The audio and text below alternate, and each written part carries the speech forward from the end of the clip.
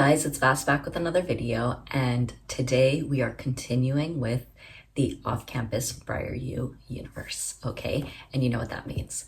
That means that we are gonna talk about the BRIAR U series, okay? I'm actually really excited about this one because despite my issues with one of the books in this series, I absolutely adore this series. Like, the characters are just amazing. Elle Kennedy just knows how to continue pursuing this universe and to make every character and their story better and better each time. Okay, and what I really like about this series is that we do get a lot of cameos from the original series or the original off-campus series that includes Garrett Graham, John Logan, Dean Hayward De Laurentiis, and John Tucker, right? Because in this continuation, we have a few characters that are from the original series that were sprinkled in. And then we also meet a new character during the off-campus series that ends up having their own book in this series. And that begins this series off with The Chase. And The Chase is actually Summer Hayward De Laurentiis' book, so Dean's younger sister. And just a little background knowledge if you haven't read the off-campus series or if you don't really remember some of the details. Essentially what happens is in Dean's book, his sister comes to visit him during break or whatever, and we get a little bit of her personality in that book. Let's just begin with that. And we kind of see the Easter eggs that are dropped in that book. And I'm thankful that Elle Kennedy had decided to continue and do another series. So of course she picked Summer. And I think it made sense because Summer is connected to the original characters, and it would make sense for her to be the first book in that newer series to continue it forward. And in Dean's book, we meet Summer, and she's just chaotic. Okay, she's just a ball of fire. She's chaotic. We know where the story goes because she sees Colin Fitzgerald, who is one of Dean's buddies, and he's on the hockey team. He never had a big storyline in any of the 4 books from the previous series. He was just mentioned. And she sees him like at a party when she goes to visit her brother, and she looks him up and down. She says, "I'm going to marry that guy." So fast forward, we get into The Chase. Okay, so of course The Chase is going to obviously be about Summer's story, and it's going to include Colin's story. Okay, now this book also does kind of have a love triangle aspect to it because Hunter Davenport throws his hat in the ring, and let's just say it gets a little messy between the 3 of them. And one thing that I will say about this book before I get into like a synopsis is that Elle Kennedy is able to make you feel a certain way at certain times of this book. And it doesn't matter how many times I've read this book, and it doesn't matter the fact that I know exactly what's going to happen. When I'm at the crossroads in this book, I'm always left with the same questions and feeling the same way and being confused and really feeling for Summer's character. Because I would say, why would you do that? Every single time, I'm always like, you know what, Summer, you could have handled this differently, or you could have done this, or you could have done that. And then every time I get to that point, and then we get her inner monologue or her inner thoughts, I'm like, girl, who are we trying to play? I probably would have done the same thing. There's no right answer here. Okay, it's gonna be messy regardless. And the only way to really go forward is when we have to realize that us as readers get both perspectives, especially in, double or multiple POV books, which this series is, that we know how Colin feels. We know how Summer feels, but they don't communicate to each other. When they're having conversations with each other, they're only going off of the behavior that is being shown to them. So as much as I'm like, you both love each other, or you both really like each other, and you're both obsessed with each other, how is it so difficult for you guys to just get together. But then I have to step back and think of, okay, well, they actually don't know what's going on because neither of them have expressed it to each other. So, but yeah, like I said, it doesn't matter how many times I've read this book, I'm always left with the same confusion and the same questions and the same, what ifs and putting myself in their shoes, right? And I think that says a lot about her writing, and it says a lot about this book, because this is one of my favorite rereads. And I can't even tell you how many times I have read this book, okay? And it's clearly called The Chase for a reason. They ping pong and go back and forth a lot in this book. And that's why I said that I get frustrated and I'm like, decisions could have been made differently. But again, they only know what has been presented to them. We as readers get the inside nitty-gritty details and inner thoughts and know exactly what it is. So when we see certain behaviors, we know they're doing this out of like for the other person. Whereas Summer might think he's just doing it to be nice instead of doing it because he likes her. Okay, so let's get into a quick synopsis of The Chase. So that was just a little background knowledge of Summer's character. So essentially, like I said, Summer is Dean's sister. She is now transferring to BRIAR U. And the reason that she's transferring to BRIAR U is she had an incident at her previous university. I'm going to leave that incident actually a secret, but something happens at her sorority house that she belongs to, and she ends up getting kicked out of school. So she transfers to BRIAR U, and so now she's trying to figure out where to live, how she's gonna go about, starting her new experience at a university. And she's starting in January at this school. So she's coming mid-year. Summer is taking this transfer in strides, okay? She is, taking it like a champ. She goes to her sorority house to try to move in and get acquainted with everyone and settled in, but they refuse to allow her to live at the house. They tell her that she can remain a sorority, but she's not allowed to live at the house given her reputation. So she's scrambling to find a new house to live at, and her brother kind of gets involved and helps her find a place there. Now, before any of the house situation, roommates, all that stuff has been, figured out, it is New Year's, okay? And this is a perfect scene in this book because it really does push forward a certain narrative throughout this book while simultaneously giving us the cameos that we love from the off-campus series, okay? It is New Year's Eve. Dean and Allie are, hanging out with Summer. Dean has invited all of his hockey buddies. So he's invited, Colin, Fitzgerald, Hunter Davenport, Hollis, they're all there. You know who else is there? Garrett and Hannah. Obviously from the original series. So we get a lot, and we get a little snippet into what they've been doing the past few years. So it's really nice. It's a nice scene, okay? The one part that we don't like about the scene is that Colin is trying to figure out his feelings for Summer because she keeps hitting on him. And he's just like, I don't like this. I don't want it. I know she has a crush on me, but this is just not going to happen. One, Dean is one of my best buds. I can't go there. And then two, he's she's just, attention seeking. She's very dramatic. She's drop dead gorgeous. I don't think I can handle that. Right. And we learn later on about Fitz's personality and the reason he is the way he is. So it does make sense. Although I will say that he kind of takes it to the extreme. Whatever. But an interaction happens with them, and Summer ends up overhearing Fitz talking to Garrett about how he could never date her, even though Garrett is actually encouraging it. And he says, no, it would never work for X, Y, Z reasons. And Summer hears it, and it's kind of harsh. So she just ignores him for the rest of the night, but she ends up kissing Hunter at New Year's, at the countdown, and Hunter ends up obsessed with her.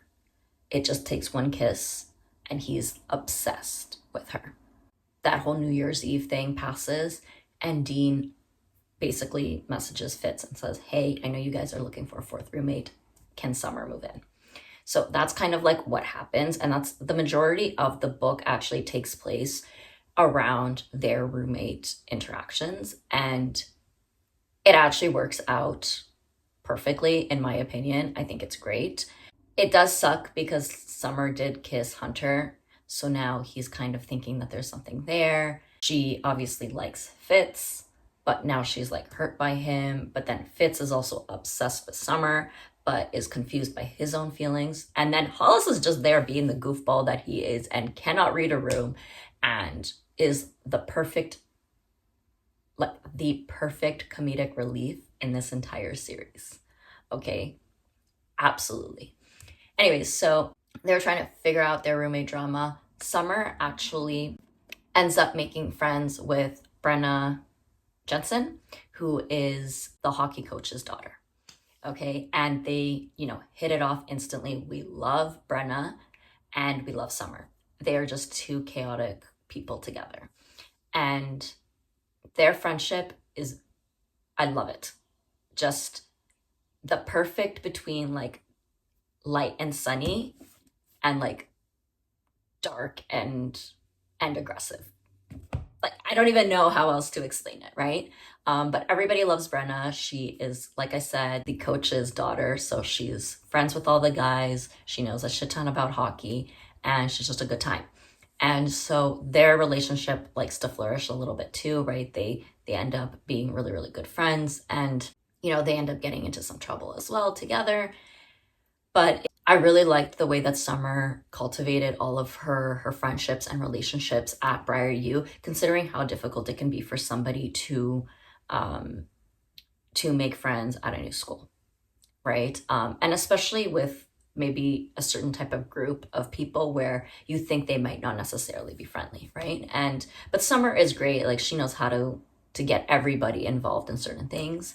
And Summer is actually a fashion major. And that's actually a really big point for this book because she ends up having to do a fashion show for her final project in one of her classes. Okay, and that's a lot happens there. Colin is actually, I believe, a double major in arts and computer science. He builds video games from the ground up, but he also does the design and graphics and like animation. So he does all the drawing behind that. That is also an important storyline for this book because Fitz is getting ready to graduate and he's looking for work. Okay? And so a lot of drama happens there too. Let's just say this one was a really, really well-rounded book. The chase of them being together is crazy. And then when they are together, things just kind of go so quickly that it just, But yes, if you want something that has, like the ups and downs and the craziness, this is what you need. Okay, let's move forward to The Risk. The second book, The Risk, is actually Brenna Jensen's story. And we learn a lot about Jenna through her story, obviously, but we also learn a lot about her father, Coach Jensen. And I think we end up really loving him, and he ends up becoming one of our favorite characters throughout the entire series because of his relationship with his daughter. Now, his relationship with his daughter in this one actually suffers quite a bit. They have an estranged relationship. Yes, she still talks to him and she loves him and she cares for him, but they just don't really get along the way they used to when they were younger. Now, a backstory for Brenna and Coach is that her mother passed away when she was younger. So it's just been the two of them ever since. And I think it's very difficult for a father to raise a young daughter when their mother is not in the picture for whatever reasons. And for hers, her mother passed away, I think because she was sick. So that obviously stings a little bit more. And Brenna kind of didn't make the best life decisions as a teenager. So she feels like her father is kind of punishing her a little bit and not really being able to let go of the past and be able to show that she has changed and that she has matured and that she is a responsible adult, right? Even if, you know, she goes out and parties a little bit or, you know, goes out on dates or whatever, you know, she still has a good head on her shoulders. But so her and her dad kind of clash on that a little bit. Now, this story is a little bit different from the others. So this one's more of a fake dating turn friends with benefits turns to a real relationship. And the reason why I say that this one is a little different is because Brenna is clearly our BRIAR U student, but her love interest actually goes to the rival school, Harvard. And the reason that Jake Connolly, the captain of the Harvard hockey team, is even involved in this book is because he was actually introduced during the chase, okay? And we got a little snippet of, you know, their interaction during the chase. But essentially in the chase, what happens is that they end up going to a party together and they kind of have a little back and forth, but Brenna ends up meeting this guy there that she just wants to hook up with. They continue hooking up, but this guy apparently has fallen in love with her and is obsessed with her. And, you know, it's a big distraction to Harvard hockey. So Jake feels like he needs to get involved as captain, and he puts a hard line in the sand and says, you cannot continue seeing my guy.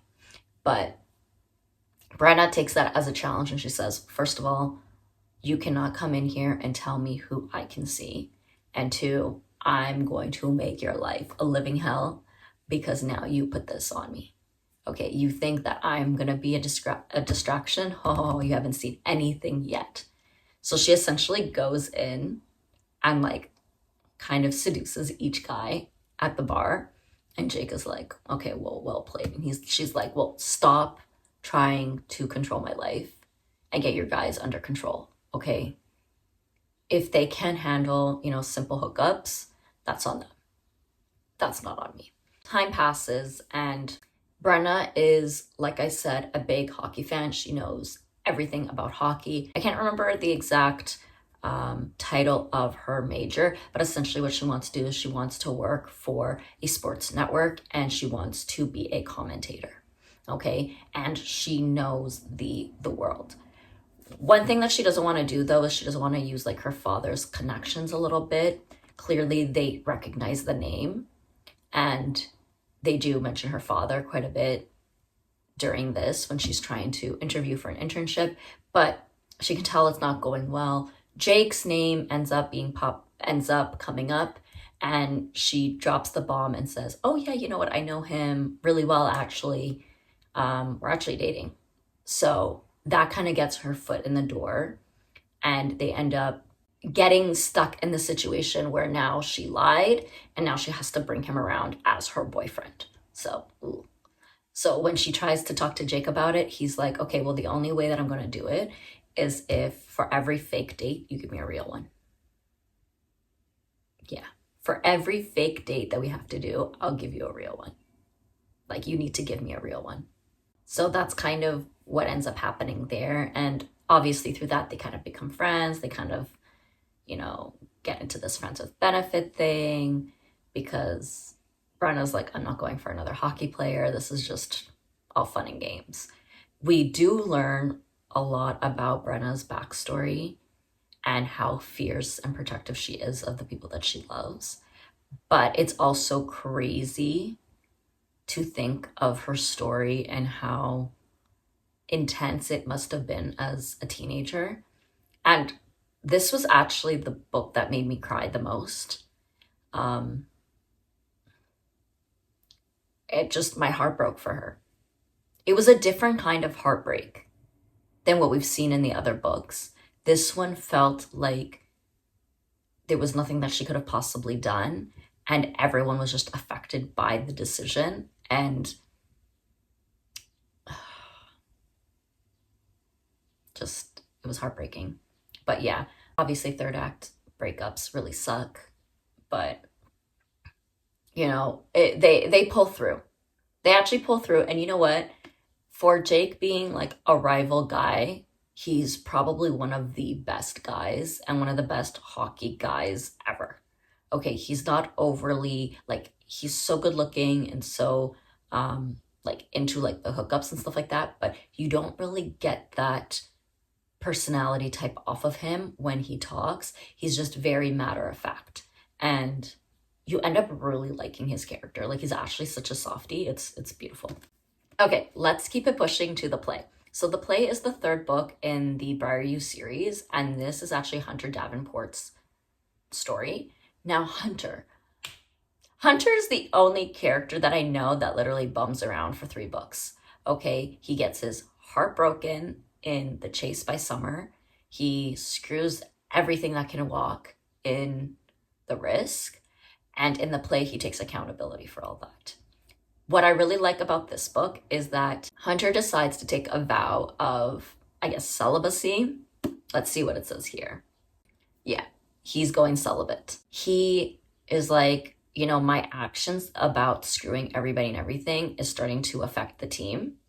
And now that I'm the captain of the BRIAR U hockey team, this is unacceptable. So he takes accountability in that way. And he says, in order for me to be a good captain, I have to be focused completely on hockey and keep my grades up in order to make sure that nothing affects hockey. Now, Hunter's a smart guy. He doesn't have any problems with his grades, but he is just making sure all his ducks are in a row and that everything works out great. Okay, so the other main character is Demi. And her character is interesting because she comes into the story already cuffed. She has a boyfriend from a long time. And of course, we know that when people show up in these stories and they're already cuffed, you know, something is going to break them up, right? But he's actually really stupid and he's trash. You know, he just, you know, messes up a good thing with her. But whatever, it obviously makes way for Hunter to come in. But what's really interesting about this book is because Hunter is having this like pact of celibacy and Demi is coming in, you know, already in a relationship, so she's not in the act of cheating, we get to see a very organic relationship bloom between these two. And the way that their relationship blooms is through a school project. So Demi is taking the psychology course, and I believe Hunter is taking it as well. I just don't know what his major, I can't remember what his major is or why he's taking this course. But Demi is taking it because she wants to become a psychotherapist, but her dad has plans for her to be an MD, a different type of doctor. And so she is taking these psych courses because she knows she likes them and she hopes that maybe she can, you know, maybe convince them down the lines to switch to this. Nevertheless, they end up getting partnered together and they end up killing the project, okay? They end up doing such a good job on the project. And through that project, we learn a lot about Hunter's background with his family, okay? Done in a very clever way. Like I said, we get to see their relationship bloom organically. And it's nice because Hunter even says it. He's like, you know, it's really nice, he goes, to have these conversations, or he goes to just be around another girl without worrying that she's trying to hit on me or me trying to hit on her or the end game just being sex. He goes, when people find out that I'm celibate, they end that conversation because the only thing they want is sex from me. But with her, he's like, this is awesome, right? So they end up having a very, very nice relationship. This is more of a slow burn because of her being in a relationship and because of his celibacy. They don't actually get together until way later in the book. I enjoy the way that they got together. Let's just leave it there. And don't mess with Demi. That's all I have to say. When she finds out about, like, when she ends up breaking up with her boyfriend because she finds out something, she goes all in. Okay, and just so well deserved. Okay, and then they get a crazy bomb dropped at the end. I don't know why Elle Kennedy does this to us every time, but the last 100 pages of her books are always intense. Something always happens, but thankfully everything works out for the best in this one, and everyone tends to be in a better place by the end of this. Okay. Finally, we have The Dare. Okay, so I will admit this one is not my favorite book out of this series. However, I have appreciation for it because it definitely has a different vibe. The Dare, clearly, there has something to do with a dare if it's in the title. The dare is about Taylor and Connor's story. So let's begin with Taylor. So Taylor is actually a sorority for this house. One day they are having this party that everybody from the sorority has to be involved with.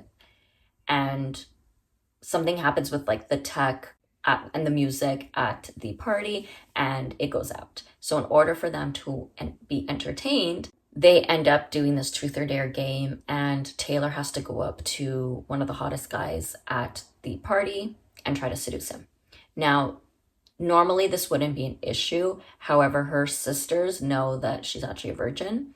So daring her to seduce someone is not appropriate. But because she's been bullied in the past, and because she knows that she has to stand up to them at some point, she just takes it in stride and is like, when I get this guy behind closed doors, we'll figure it out then. But right now I need to show pretense and show that this is fine and that it doesn't bug me. So the guy in question ends up being Connor, and Connor is a hockey guy, but he is somebody that hooks up all the time. He's considered to be one of the hottest guys at school, and they end up picking him. When they get behind closed doors, she ends up telling him, hey, look, I'm sorry, I'm not going to hook up with you, but can we please pretend that something did happen? You know, maybe just talk about it. Maybe we can make it seem like something happened. I really need a win. And he's like, you know what? I don't care. He goes, I'm happy to just chill and, you know, to not actually hook up with somebody and just talk. That's okay too. He's like, I think this will be great. So they actually end up having like a nice conversation and getting to learn each other. And both of them think each other is pretty cool, and also thinking that they're cool that they are agreeing to doing this, because, you know, Connor doesn't really get anything out of it. He doesn't have to lie, but he does, because he's like, you know what, you're a cool chick. He goes, I don't think it's fair, this and that, blah, blah, blah. Let's give them a show. And because of that, they end up actually kind of doing like a fake dating, random friends with benefits when she's finally ready, you know, to lose her V card. It ends up being a nice story. My problem with this story is I just didn't really like how he was handling a lot of stuff. He has this crazy background that he's kind of hiding and running away from, and I just didn't appreciate the way that they were communicating with each other. Yes, Connor has an issue with communication, but I also think that Taylor could have been a little bit more understanding when it comes to that. Again, I only say this because as a reader, I'm being put into the story and I know all aspects, but I'm also picturing myself and what I would do in that situation.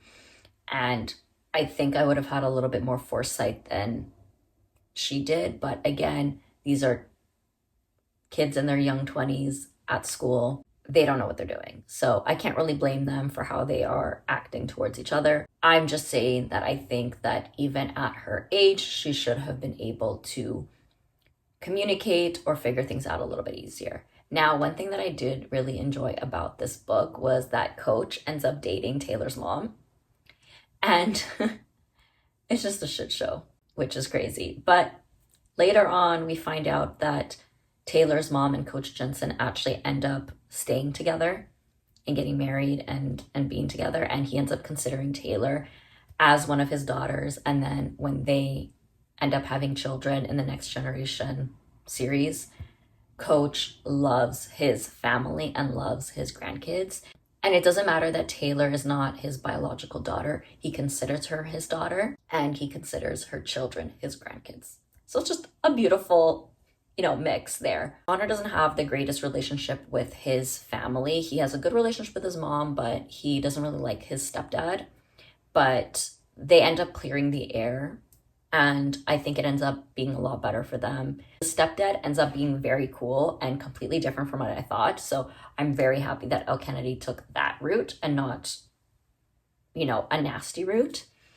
And then Taylor and her mom end up, fixing their relationship too, which was nice. I really did like the fact that in this one, all relationships kind of worked out and everything had a resolution. So that was really nice.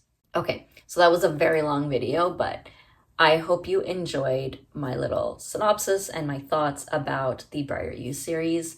The off-campus BRIAR U universe holds such a special place in my heart that I could talk about these books for days, years, literally. I could find something new to talk about them every time. So I just really love these books, and I love Elle Kennedy. She is one of my favorite authors, so you can obviously tell by that if you haven't figured that out yet of all the videos that I've done by her.